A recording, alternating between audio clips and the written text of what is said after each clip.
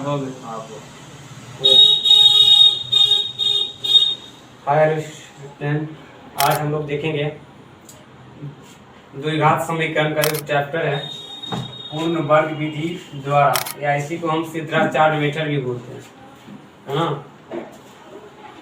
इसको हम लोग क्या बोलते हैं, मेथड। पूर्ण वर्ग विधि द्वारा द्विघात समीकरण को हम लोग हल किस तरीका से करते हैं इन जनरल में देखते हैं। इस इक्वेशन के लिए हम अप्लाई करेंगे, और इस इक्वेशन के लिए जो अप्लाई करेंगे सही प्रॉब्लम के लिए एक जैसा ही होगा, इसीलिए हम ऐसे पहले देखने के लिए चैनल सब्सक्राइब। हाँ, हम तो सब समझता है, सब्सक्राइब कर देगा।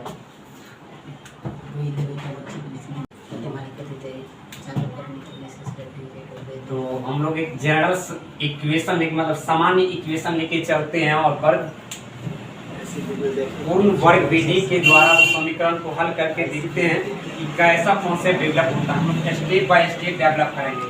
तो ये पहला स्टेप है, क्या है? स्टेप वन में हम लोग करना क्या है कि एक्स स्क्वायर का गुणांक है उसको यूनिटी बनाना है। एक्स स्क्वायर का जो गुणांक है उसको क्या करना है, यूनिटी बनाना है। तो यूनिटी बनाने के लिए हम लोग करते क्या है, एक्स स्क्वायर का जो गुणांक है उसको हम लोग भाग देते हैं दोनों तरफ, LHS और RHS दोनों तरफ हम लोग एक्स स्क्वायर का जो गुणांक है उससे भाग देंगे और एक्स स्क्वायर को हम लोग यूनिटी निकालेंगे। यूनिटी करने के बाद हम अप्लाई करेंगे। स्टेप वन में कहता है कि एक्स स्क्वायर के गुणांक से दोनों तरफ भाग देने पर एक्स स्क्वायर का जो गुणांक है, एक्स स्क्वायर के गुणांक एक्स स्क्वायर के गुणांक से दोनों तरफ, एक्स स्क्वायर के गुणांक से दोनों तरफ भाग देना।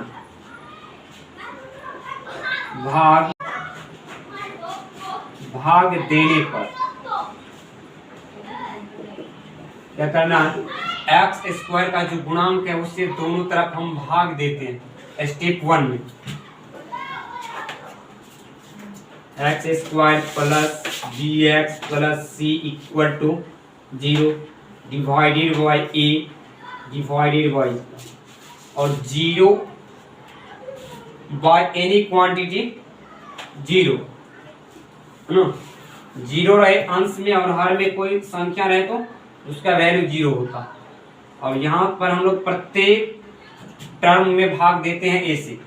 यहाँ पर ए स्क्वायर डिवाइडेड बाय ए, और इसमें भी देना है बी एक्स में ए से भाग, और सी में भी देना है ए से भाग, और दाहिना साइड में 0।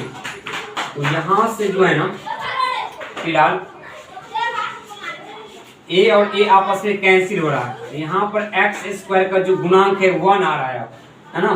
तो प्रत्येक द्विघात समीकरण पूर्ण वर्ग विधि से बनाने के लिए सबसे पहले द्विघात समीकरण में जो भी समीकरण आएगा उसका यूनिटी गुणांक, मतलब एक्स स्क्वायर का जो गुणांक है उसको यूनिटी डेवलप करना। अब यहाँ से करते क्या है, b by a into x plus c by a equal to 0, है ना। इतना लाने के बाद फर्स्ट स्टेप में इतना हम लोग की कैलकुलेशन, इतना कैलकुलेशन करने के बाद हम लोग देखते हैं नेक्स्ट स्टेप में। नेक्स्ट स्टेप 2 में हम करते क्या है, एक्स के गुणांक को आधा करके स्क्वायर करके वर्ग करके जोड़ देते हैं, है ना।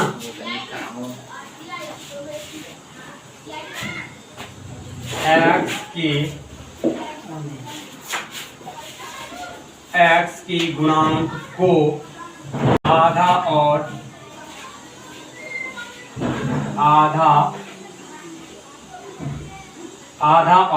स्टेप 2 में करना क्या है,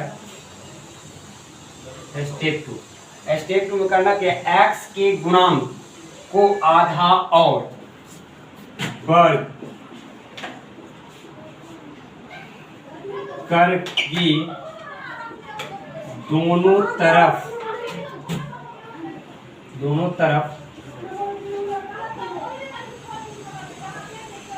जोड़ने पर तो हमारे पास जो था एक्स स्क्वायर इतना डिवाइडेड बाय आधा किए और इसका स्क्वायर को हम लोग यहाँ पर इधर भी ऐड करेंगे, मतलब बाएं साइड में भी इतना ऐड करना है और दाहिने साइड में भी इतना ऐड करना है। जितना बाएं ऐड करेंगे उतना दाहिने ऐड करने से इक्वेशन में कोई इफेक्ट नहीं आता। यहाँ से b बाई 2a का स्क्वायर है ना, और ये जो फॉर्मेट दिख रहा है ना, ये जो फॉर्मेट दिख रहा है फॉर्मेट, ये फॉर्मेट जो है a प्लस बी का होल स्क्वायर के फॉर्मेट में बैठा हुआ है। a square plus 2a into b plus B square के फॉर्मेट में बैठा हुआ है। तो ये x जो है a स्क्वायर का वैल्यू और 2 कॉमन है, a की जगह पे आ जाएगा x, क्योंकि a x माने तो a की जगह पे x आएगा और b की जगह पर b बाई 2a है ना, और ये b की जगह पर b बाई 2a इसका स्क्वायर। तो हम लोग करते हैं यही फॉर्मूला को यहाँ पे अप्लाई करेंगे और अप्लाई करने के बाद इसको इसी फॉर्मेट में लिखना। यहाँ से x plus b by 2a इसका होल स्क्वायर और इस साइड जो हो जाएगा b बाई 2a का whole square minus c by a, ये जो हो जाएगा b square divided by 4a square minus c by a। इसको यदि आफ्टर सॉल्यूशन करेंगे तो b square minus 4ac divided by 4a है ना। यहाँ पर केवल a है, एलसीएम निकला है 4a स्क्वायर, इसका मतलब 4a इसके लिए है, a से डिवाइड करेंगे तो 4a बच जाएगा ना, जो डिवाइड में भागफल बचता है ऊपर वाला से गुना हो जाता। तो यहाँ से फाइनली जो आता है ना x plus b by 2a का होल स्क्वायर और divide equal to b square minus 4ac by 4a। This implies यदि हम यहाँ से इस वर्ग को हटाते हैं तो रूट डालते हैं या दोनों तरफ अगला स्टेप लगा देते हैं। अगला स्टेप स्टेप थर्ड है ना, दोनों तरफ वर्गमूल लेने पर, दोनों तरफ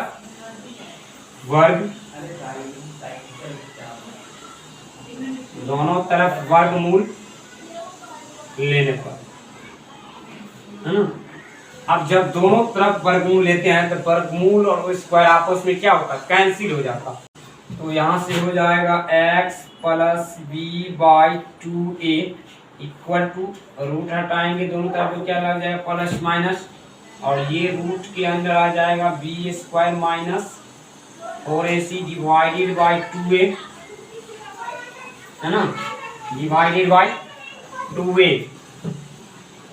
और यहाँ से इसको हम इस लीनियर इक्वेशन को सॉल्व करते हैं। नेक्स्ट स्टेप में यहाँ स्टेप 4 लिखते हैं। अब क्या करना है, रैखिक समीकरण को सॉल्व कर लेना। रैखिक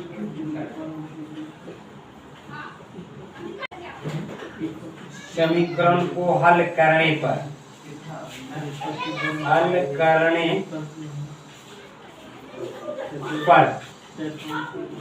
रैखिक समीकरण इतना को हम लोग अब हल करेंगे तो x का वैल्यू निकलेगा, एक प्लस को कंसीडर करेंगे तो एक वैल्यू निकलेगा और माइनस को कंसीडर करेंगे तो दूसरा वैल्यू आएगा। यहाँ से हम लोग क्या करते हैं ना, इसको सबसे पहले सॉल्यूशन करते हैं। Minus b by 2a plus minus root under b square minus 4ac divided by इतना, और इसको सॉल्व करने के बाद minus b plus minus under root b square minus 4ac divided by 2a। टैकिंग, अब स्टेप 5 जो है उसमें करना क्या है, एक बार जो है ना प्लस साइन को लेके चलना है और एक बार नेगेटिव चिन्ह को लेके चलना है। तो अब करना क्या है,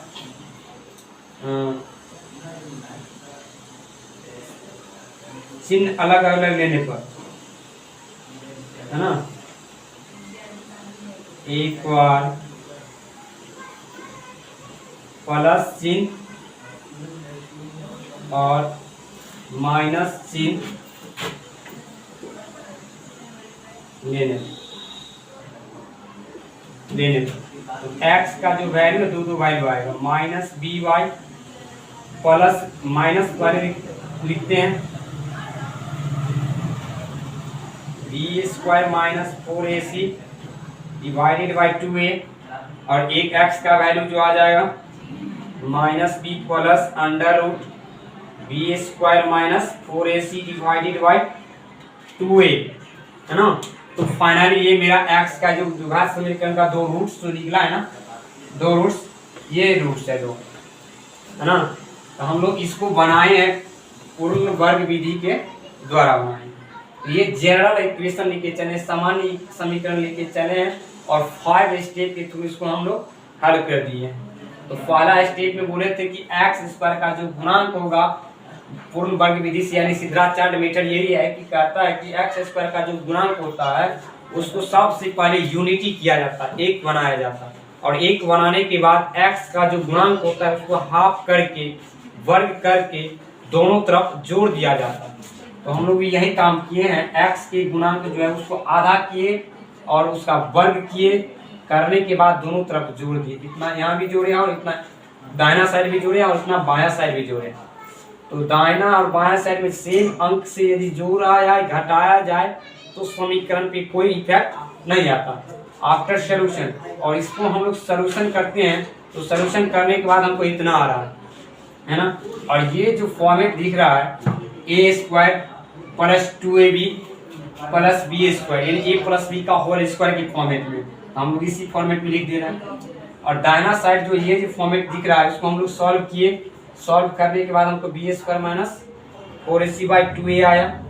और नेक्स्ट स्टेप में करते हैं दोनों तरफ वर्गमूल ले लेते हैं, वर्ग और वर्गमूल दोनों आपस में जो आता है ना, तो जो रिमेनिंग मेंबर्स होते हैं वो निकल बाहर आ जाते हैं, है ना।